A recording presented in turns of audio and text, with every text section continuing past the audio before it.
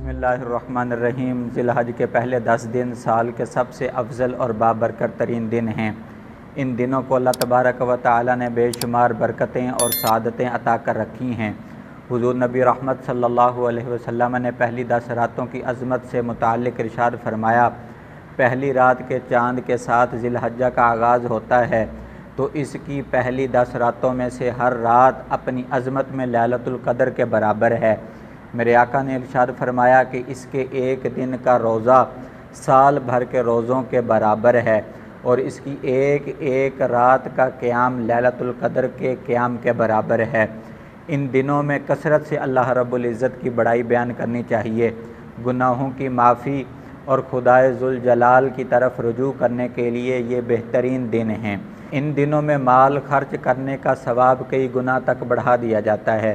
میرے آقا کریم علیہ السلام نے ارشاد فرمایا کہ ان دنوں کی عبادت خدائے ذوالجلال کو تمام دنوں کی عبادت سے محبوب تر ہے۔ تو صحابہ کرام علیہ رضوان نے عرض کی، یا رسول اللہ صلی اللہ علیہ وسلم، کیا اللہ کی راہ میں جہاد کرنا بھی ان دنوں سے افضل نہیں؟